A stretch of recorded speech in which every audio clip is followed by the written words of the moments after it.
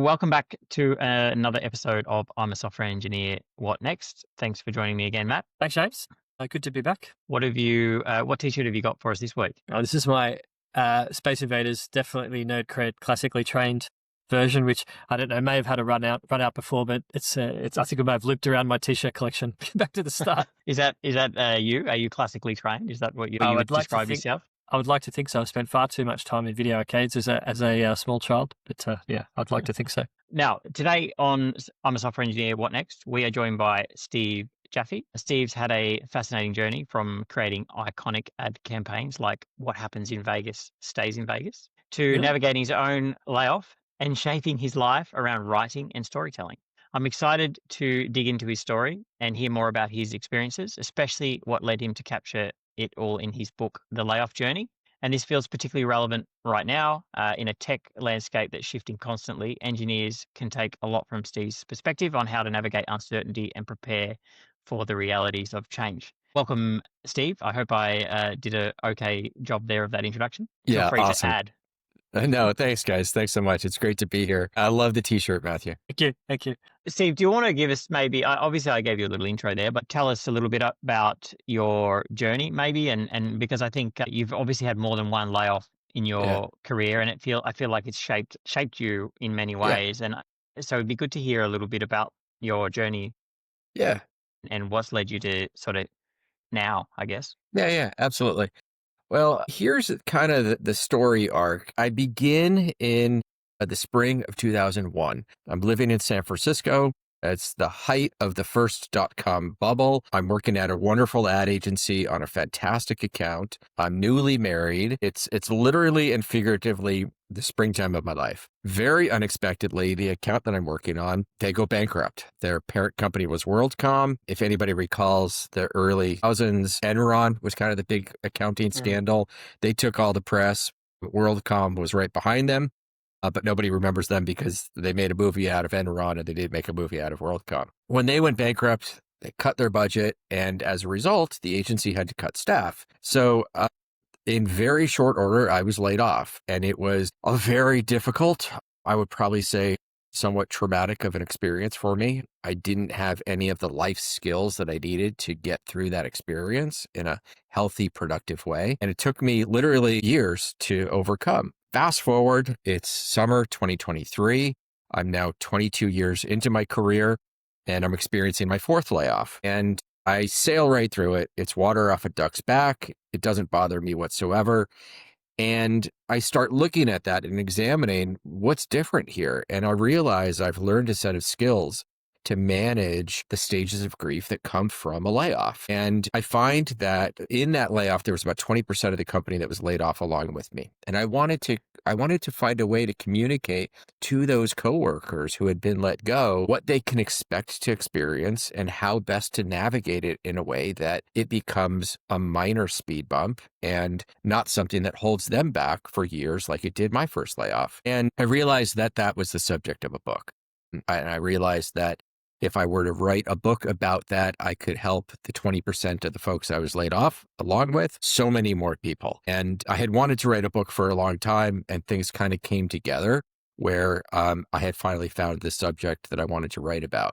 So that story arc and the lessons I learned over those 4 layoffs across 22 years has become now the layoff journey in what I hope helps other people navigate their journey through a layoff in a way that helps them move past it and moves through it in a productive, healthy way. Yeah. I think the thing that hangs people up the most is a sense of shame and embarrassment about the layoff. Here in America, about 40% of Americans have been laid off at least once in their career, which is a very large number. People don't really realize it's becoming a bit more ubiquitous, but even then, the shame and embarrassment that, gosh, did I do something wrong? Is this a statement on who I am as a person, as an employee? Does it put my talents and skills and experience in question? And the answer to that is it doesn't. A layoff is simply the result of a company undergoing a budget exercise, and it's easier to cut headcount than it is to drive sales to the bottom line.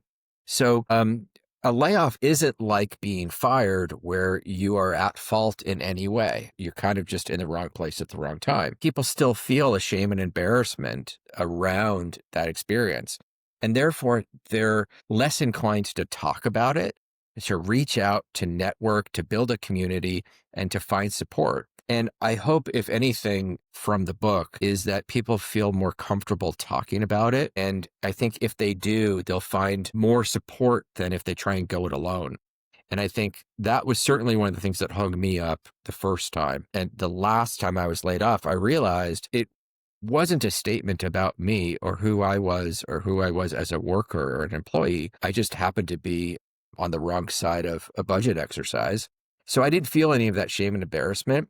And that really freed me up to kind of move through the stages of grief in a way that, I still had to process a few things, but that's probably the biggest hurdle that prevents somebody from getting past it. Was there anything in particular that you found really difficult? Like, for example, I'm always talking to candidates and it doesn't, you look at like companies like Meta who laid off earlier this year, and they said we're basically cutting our bottom 10%, and then anyone from those companies that starts looking for a role is sort of labeled the bottom 10%, and almost like they're no good. Like, what are the biggest challenges you think people face once they've been laid off? Is it the finding a new job, or is it actually like dealing with the fact that they've been laid off, or maybe the stress of like not having an income? Yeah. So I think the difficult thing is that once you're laid off, there's a feeling of I have to take action, and that action is progress. So you jump right back into you're updating your resume, you're trying to get interviews, and in those interviews, you're trying to present your best self. But if you don't process the stages of grief, you're going to go into that job interview in a way that you don't properly frame that layoff as a speed bump. And instead, it comes across as this big elephant in the room that you're really reluctant to talk about. So I think it's really important to take a pause before you re-enter the job market to manage this and to come to terms with this. And you'll be much better positioned than in those interviews to highlight maybe your skills, your experience, what you've learned from the experience maybe, or you don't draw attention to it. Now, certainly the job hunt is really, really difficult right now. And it can take a very, very long time. It's probably up to, on average, 6, 9, maybe 12 months to land your next job. But here's the thing. The layoff itself comes with all of this baggage that you need to process. And in a way, that's some rejection that you're dealing with, right? Once you enter the job market and you're getting hundreds of rejections from your applications, that's going to be a whole other set of grief and issues that you're going to have to manage and deal with. So if you don't manage these stages of grief, it's only going to get compounded when you're getting daily rejections. All the more reason to manage this layoff in a healthy way that then positions you to be able to deal with that rejection also in a healthy way. You've mentioned the stages of grief a couple of times now. Just to talk through that, I love frameworks. We talk about frameworks a lot, and I was really intrigued by the idea of using stages of grief as a framework, a lens through which to view a layoff. So there was a wonderful behavioral scientist. Her name is Elizabeth Kubler-Ross. She created the original stages of grief. She was working with patients who were terminally ill, and she found that terminally ill patients moved through these stages of grief as they were in their latter stages of life. She then realized that their friends and family were also experiencing a similar stages of grief while they watched their loved one go through this. And over time, it's become accepted that really any traumatic life experience, maybe it's a divorce, and certainly a layoff falls within that traumatic life experience, people tend to process those emotions in a very similar way. So she had originally created the 5 stages of grief, and over time, 2 more have been added. And the ones that have been added, I particularly like in processing a layoff, because you come out the other side with sort of seeing the light at the end of the tunnel. So for the listeners, I'll give you a rundown of what the stages are. And one thing I'll mention is you don't process these in a linear way. So while they're written and I list them linearly, it's much more kind of happenstance, depending on your life experience. But they include denial, anger, bargaining, depression, acceptance, and then reconstruction and renewal. The last two sound interesting, and I want to come back to them because the idea of renewal, I'm a fan of that. What's the hardest one that people have the most difficulty with? Yeah. That's difficult for me to say because everybody has their own life experience and their own Okay. kind of like baggage that they bring to this. I'll tell you, for me, the one that I found most difficult, and opened up kind of a whole discovery of learning about myself, was depression. The first layoff that I went through, I experienced depression. It was really the first time in my life that I had experienced that emotion.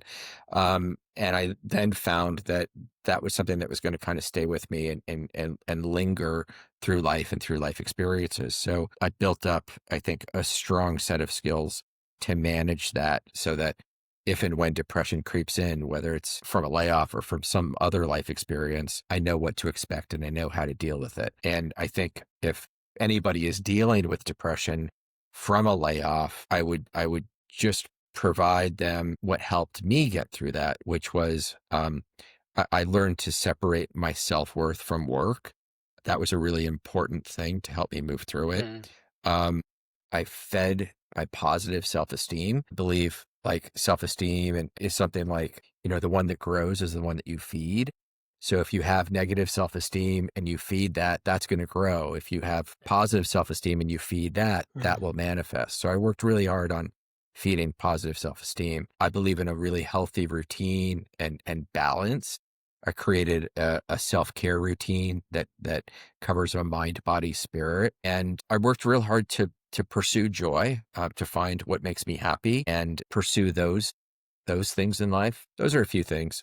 But yeah, everybody kind of gets hung up on things that are unique to their own life experience. Yeah, I think the best place to start is by taking a pause, taking some deep breaths in the moment and realizing that this is a difficult thing, but you will get through it. Give yourself some grace to feel those emotions. Something has been taken from you.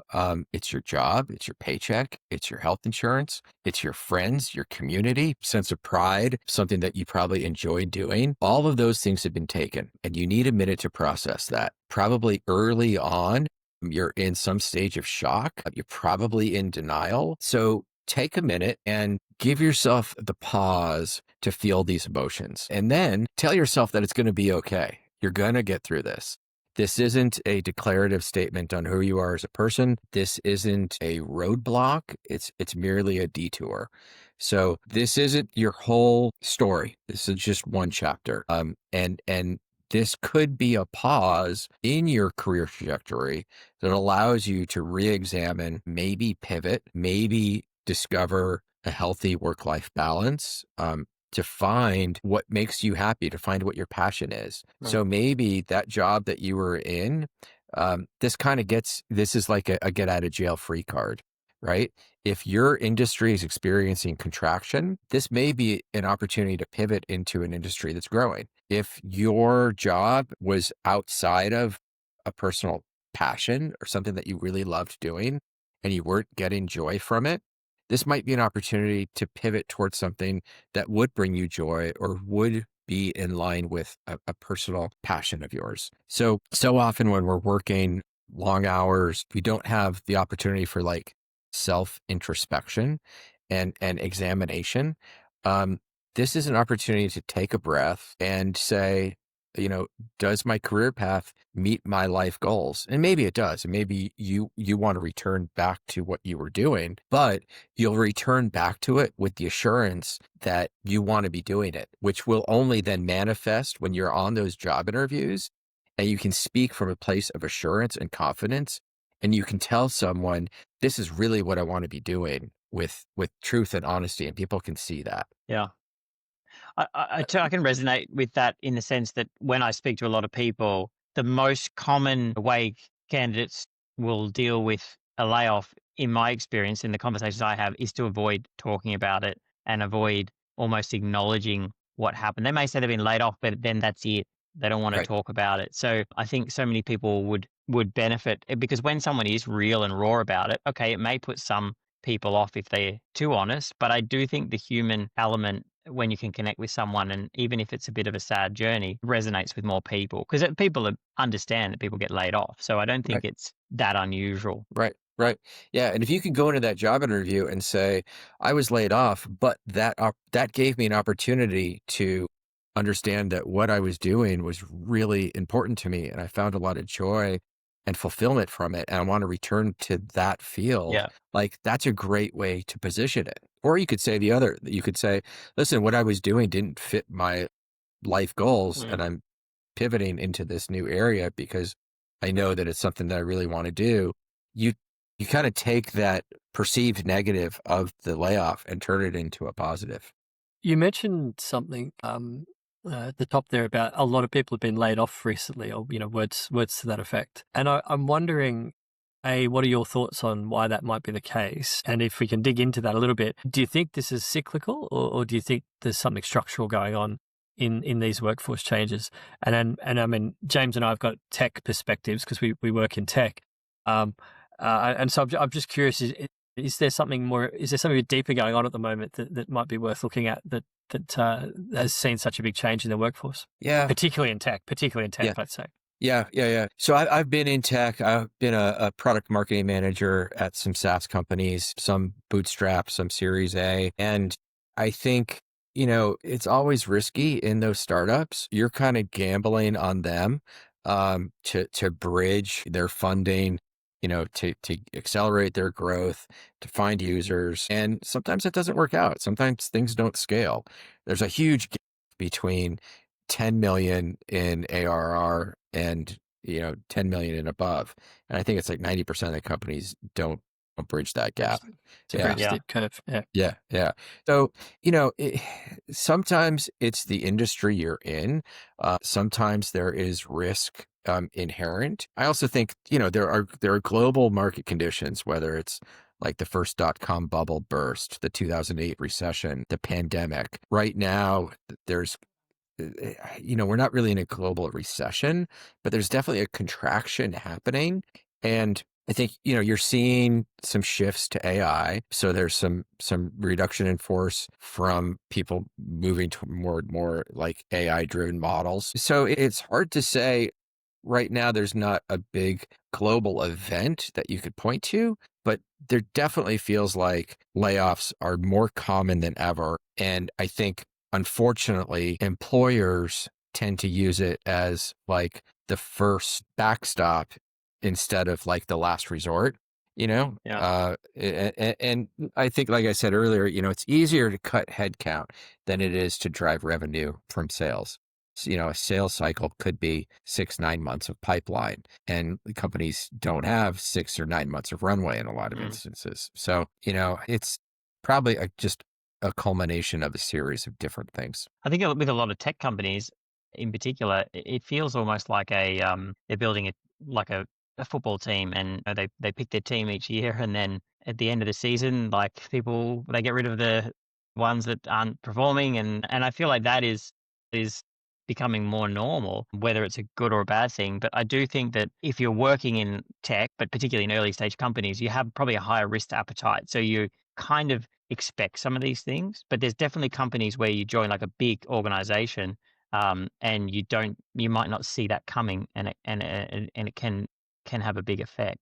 It's going to affect people differently, but I think having some structure or just somewhere to begin with when that does happen, or if it happens, is really good for people to understand. When it happens, I think is more. Yeah. Yeah.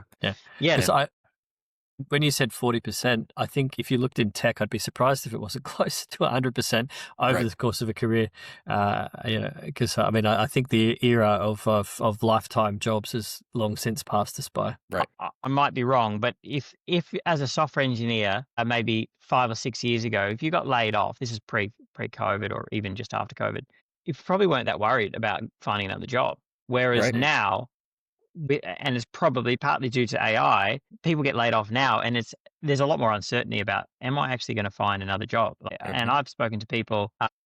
It's not uncommon to get people, particularly when you're posting jobs and that all the time, coming to you, and it's been 12 months. They've been searching for a role, and you think, wow, like that is tough. You get laid off 1 minute, and then you put all your effort into trying to find a job for 12 months. That's soul destroying. Like that Yeah. really takes its toll. So you've got the actual dealing with the layoff, but then, as you said before, it's actually the rejection that is probably really going to get to a lot of people, I think, in future, as we see those jobs change and the demand, or the supply of certain people isn't matching the demand. So they're having to make tough decisions or go into different spaces. Right. Right. So let's lift. Oh, sorry, Steve. No, I think that's why it's so important when you're faced with a layoff to do that introspection and take that pause, because your industry, like many right now, are facing contraction, and you may have to pivot to something else. You may have to find transferable skills that will allow you to do something else, because so many industries now are experiencing just job loss that it won't recover from, because of AI. Okay, you mentioned it, the keyword, the trigger word, AI. Yeah.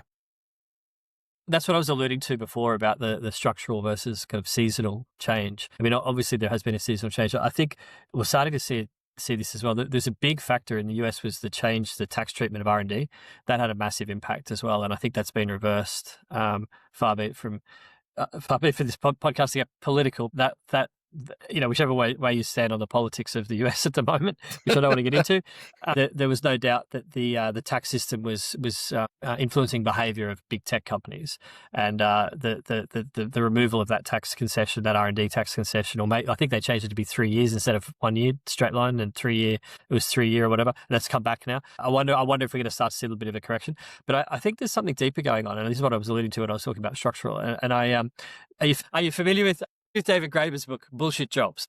No, but it sounds interesting. I want to check it out. Yeah. Okay. So it's a fantastic book. And it's basically the idea that in this sort of modern, pre-COVID at least, cube farm that we all live and work in these days, there's a whole bunch of people whose jobs are just absolutely and utterly meaningless and add no value and really just are bullshit.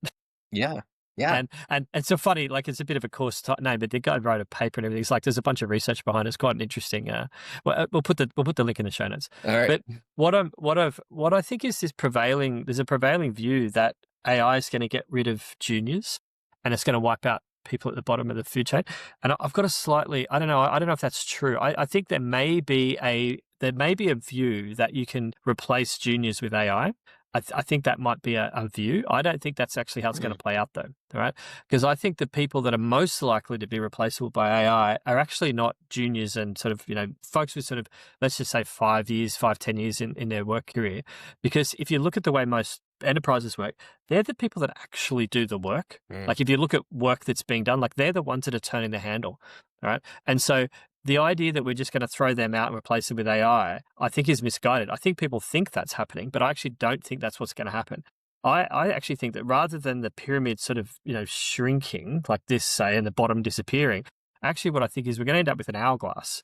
Sort of like the effect of AI, the second order effect of AI is actually it's going to hourglass and the middle is getting gutted and they're not coming back. And I think the risky, or the people most at risk from this sort of hourglassing of the work environment are people who are in bullshit jobs. And so, I mean, the idea there really is that a lot of that, what would be classed as bullshit jobs is people managing other people. So small spans of control and weaponizing information, dumbing up information, as I call it. So taking information that is nuanced and maybe has technical detail in it and dumbing it up for people who aren't nuanced and technical. And so they have to, there's a process that has to happen to dumb up this information. And I don't want to just I don't want to sound like I'm just minimizing the role of senior management and leadership. There's a whole bunch of strategic stuff which you have to have done the grunt work in order to get what what does strategy mean. So I'm not just belittling it at all. But there's a bunch of these things, and if you look at what AI is good at, it's actually not good at some of the turn the handle jobs. It's not very good at all at de novo creativity, right? But what it's very good at is sort of information filtering and taking this piece of information and summarize, and a lot of those jobs in the middle are that sort of information flow, process management type jobs. And I think the second order result of this AI is we've thrown out a bunch of people in this first wave, right? I think we're going to find that when everyone realizes that there's not any work getting done because the people who used to do the work don't have jobs, they're going to come back and do the jobs again. But the people who aren't coming back are folks like me in the middle, middle and upper middle, maybe less so upper middle, but certainly in the middle, where your job was a lot about information coordination and filtering and so on. And actually, it turns out machines are pretty good at doing that. And so I'll throw that out there as a contestable point. And interested on your reflection. Well, I think you said something that resonates with me, which is AI will never come up with a creative solution. So it's not going to be a creative thinker and discover solutions to complex problems that were previously unimaginable. So that's a skill only humans possess. So real world scenario, you guys mentioned I worked on What Happens in Vegas Stays in Vegas ad campaign. Yes. Yeah. Okay, AI is... So you got to tell me the story. Let's do this one first. I want to hear how that came about. That's a great story. Okay, so AI is never going to come up with what happens in Vegas stays in Vegas, right? And even the insight that led to that was based on a human, like one-to-one interviews and focus groups and research and analytics, and somebody really diving through that to find like key nuggets, right? So if you're looking to create a spreadsheet on profit and loss, great, run it through AI, and that's an easy thing to do. So it can take some simple things and maybe make them more efficient and maybe cut out a few steps along the way. But if you're looking for a creative solution to a problem, and a lot of like tech startups, that's their entire thing, is a creative solution to an existing problem, right? Would AI create the idea for Uber? Probably not. Or ride sharing? Like it doesn't have that capability. So what I think you're going to find is that people will be more skilled at like editing AI in a way to prompt it and then to help filter the feedback you get that then may help them find a creative solution, but that will always sit with the person, right? So, or at least the person and the machine working together, as opposed to the machine replacing the person. Right. Yeah. And I guess to me, this reminds me of, not too long ago, I remember the first wave of this was everybody wanted a website. The internet, I'm going to date myself now, but it was like everybody wanted a website. Go out, go hire an agency, get us a website. Nobody knew what they were going to put on the website. They didn't even know what the website was supposed to do for them. They just knew we had to have a website, right? And then the next wave of that was, oh my God, we have to have an app. Everybody go out and build an app. And there was this rush, and everybody built apps, even though like a lot of companies didn't need an app. There was no like adoption rate on apps. But your board of directors said, well, everybody's got an app. We need an app. So the knee-jerk reaction was go get an app. And that's kind of what this feels like to me right now with AI. Is everybody's saying AI is great, AI could do so much more, and we could find efficiencies, and we don't need, staff because AI can do it.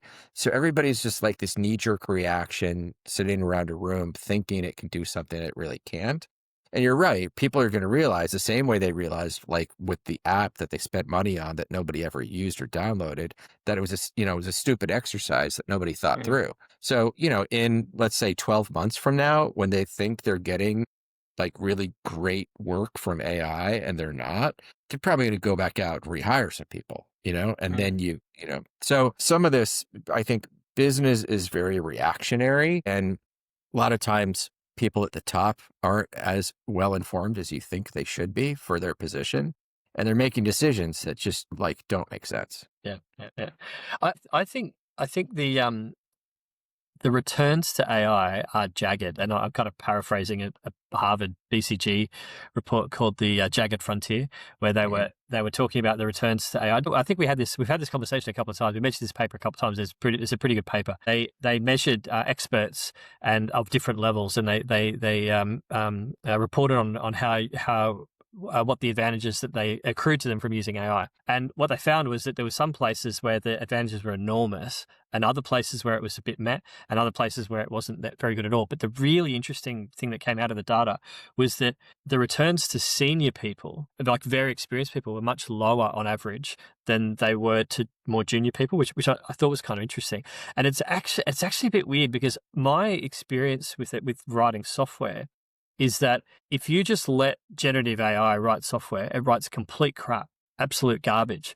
But if you have the kind of wisdom or experience to know what to like sort through it and throw the crap away and keep the gems, then the productivity is extraordinary, right? And so the difference between a junior programmer or a Muppet doesn't know what they're doing using Claude code and someone with 30 years experience is they both use Claude to generate 200,000 lines of code. The person who doesn't know what they're doing hangs on to the 200,000 because they don't know which of the 200,000 are the 50,000 good ones. Right. Exactly. And the person with the wisdom chisels away at the crap and pulls out the leverage it gives me, my personal experience, the leverage it gives me is like it's able to reduce the time cost of writing code enormously. And then I'm able to sort of let it wash over me and go, oh, that bit's good, that's crap, throw that away. And you end up with something like, there's no way I could have written 200,000 as a code in the time that I've written it. But I probably couldn't have written the 100,000 that I've got that's good either. But I was, because I had the 200 and I was able to sort of know what was good and bad, I was able to sift out and find the good bit. And so and I suspect that basic pattern's probably true in a bunch of different domains. So where you've got there's a creative process where you've got to generate some things, and then the real skill of creative output is taste. Like that's the thing, like I'm quoting Jobs there, but that's the interesting thing, right? Your ability to pick what's the right stuff to keep and throw away everything else, okay?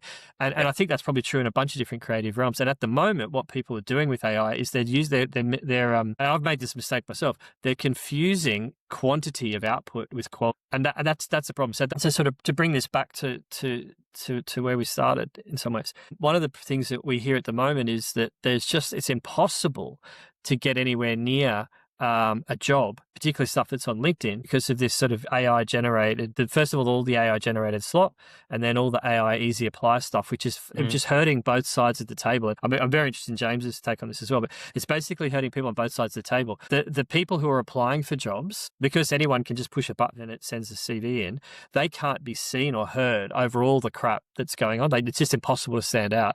And then equally, the folks on the other side of the table are drowning in the slop. And I've heard some numbers, James probably got access to the actual numbers, but I've heard some numbers about like the numbers of CVs that people are getting per hour for any job. Like they might have got 100 applications and been overwhelmed in the past, and now they're getting 5,000 applications for jobs, and it's impossible to know what to do with it. So in the to bind this back to the renewal thing, I'm really I think sometimes being let go from a job can actually be a really positive thing. I know from personal experience, getting laid off in one situation was actually the best thing that ever happened to me, because I was in a hole and forced me to go and find a ladder to climb out of it, right? And if that hadn't happened, I wouldn't be where I am here now. And so that like very long-winded question about renewal, right? What are some of the things that maybe people can look forward to in knowing that they're in a career where this is going to happen to them, or in a domain this is going to happen to them? What can they plan for? How can they take advantage of something like this? And what are the optimistic things they can look forward to in terms of renewal when it does eventually happen? Yeah. I think what's important here is to have a growth mindset. And I think it sounds like you do by looking at this as kind of like an opportunity for growth, for a pivot. You have to go into this being willing to accept change and to find that maybe what you're doing and what got you where you were may not be what's going to get you where you need to be next. So, it's easy to buy into our careers and our trajectory and like the time invested into things. And you may say, gosh, if I were to walk away from this, or if I were to pivot, it might set me back. But, sometimes you have to take, 2 steps back to take a step forward. And there's all of that type of thinking that I think is grounded in a growth mindset. So to recognize that life might be handing you an opportunity here, and to take it for what it is difficult. It's a difficult experience. It's going to tax your income, all of your resources, probably your relationships. It's a difficult thing to get through, but you will get to the other side. And a layoff isn't a declarative statement on who you are as a person. You have worth, you have value. If you had, let's say, 25 years of software engineer expertise, you still have that regardless of if you have a job or not. So when you go into the next job, all of that years of experience and skills and knowledge you bring with you, nobody can take that from you.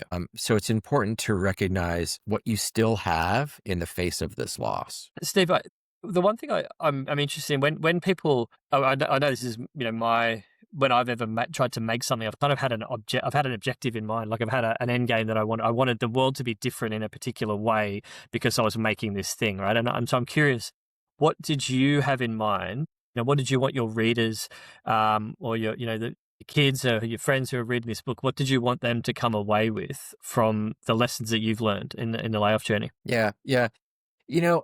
I hope that my kids understand that life is going to present them with some setbacks, but they can and will overcome them with the right mindset and attitude. And for my readers, I think it's a little bit different. I want them to know that their layoff is not their whole story. It's only a chapter. And what happens after their layoff is entirely up to them. They're not damaged goods. The skills, experience, and knowledge that they had before their layoff remain after. But ultimately, there should be no shame or embarrassment associated with a layoff. This happens to everyone. It's not a reflection of your self-worth. You will get through this. The person that you are, though, after your layoff will be different than the person you were before your layoff. It's up to you to bridge that divide, though. And I would invite everybody to see it as an opportunity, and to really find their own personal resilience. When life knocks you down, sometimes what separates people is their ability to get up. And this experience is going to knock you down, but you got to get back up and get back in the game. You remind me of one of my favorite Chinese proverbs: "Fall down 7 times, stand up 8." Right? Yeah.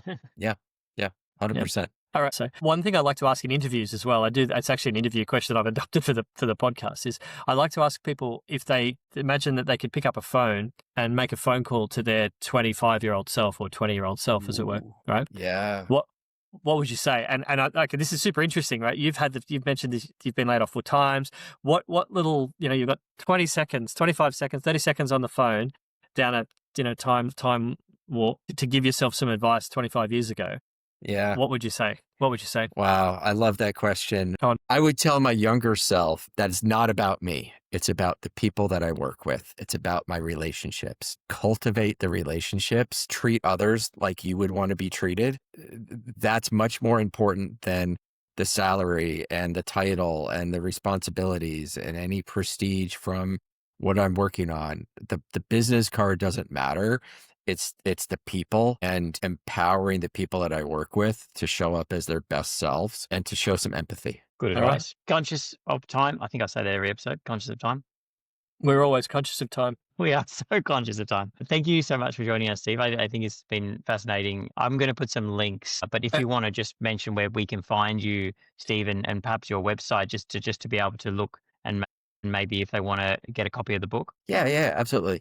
So you can go to my website. It's the Steve Jaffe. You can learn more about the book, about me. You can download a free chapter. If you like what you hear and you like what you read, you can visit Amazon and purchase a copy of the book there. Just type in The Layoff Journey, and I'm happy to connect with anyone. If you're going through a difficult time, I'm happy to offer any support that I can. So reach out across LinkedIn. You can also find my blog on Substack. So there's plenty of ways to read and learn more, to find some content, and to get some help if you need it. Thank you so much for joining us, Steve and Matt. We look forward to seeing everyone again soon. If you've made it this far, as we also like to say at the end of an episode.